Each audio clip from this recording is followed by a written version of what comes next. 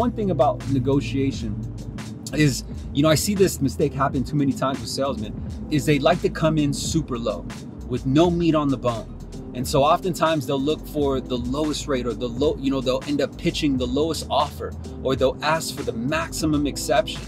But the only way you're going to have leverage to make to paint the picture so that their perception is that they are in a position where they can miss out. And right, mind you, fear of missing out is one of the strongest pieces of leverage.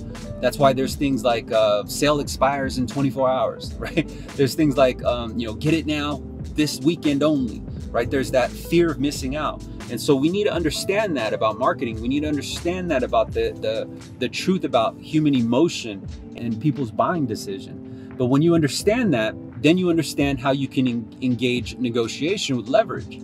And so you always want to start high. Whenever you pitch, whenever you offer, or whenever you negotiate price, which first off, you can't negotiate price until you find the truth. So remember that, CENTS.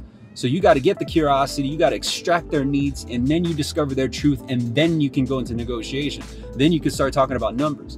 But at the point where you actually start talking about numbers, you need to do one thing. This one thing is going to help you save a ton of time. It's going to help you avoid a ton of headaches and a ton of chasing. You have to come in high, even if it's higher than what your exception is, even if it's higher than what you can actually give. Because if you come in high, and then for whatever reason they don't buy, of course they're not going to buy, right? Because you're high. And now you at least can create leverage, or the idea of the fear of missing out, by painting the picture of an exception.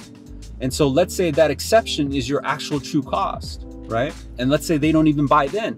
Well, if I didn't even come high, I wouldn't have the tiers to go down lower and create this idea that I'm hooking them up. And so if I came in high, and then I was painting the picture that I'm actually giving an exception, or I'm giving a discount, when in all reality, my first discount was what I can actually, you know, the retail price of my product. And then I had an exception basis. Maybe I had a little bit of yield spread to play with. Then I could say, okay, what I can do, and this is me painting the picture, what I can do is I can make a request to my manager if I can get you this special price. There's a campaign that's going on in your area to ask for that. I think I may have enough leverage to ask for that. But here's the thing, what my manager is going to want in return is I'm going to need a full file. I'm going to need everything like buttoned up, because he's not just going to give this to me because I asked for it. This is a real special prize.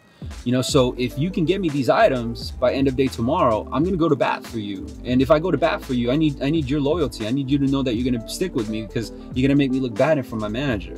I asked you for this hookup, and then, you know, like, you don't end up following through. If you can follow through and you can give me these documents or whatever it is you need in your sale, and I promise you, I'll go to bat, and I'll request this amazing price for you. You see that the idea? Instead, a lot of salesmen just go in for the gusto. They go in with that crazy ass price, and there's no meat on the bones. There's no way to point leverage, because what if they say no?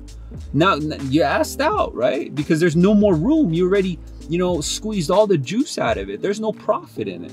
And then there's a lot of salesmen wondering why, like, there's not people who are buying. Is because the perception that you painted was already low from the beginning. If you're giving it away that low to begin with, who's to say that, you know what I mean? Like, they're gonna go find out if it's cheaper elsewhere.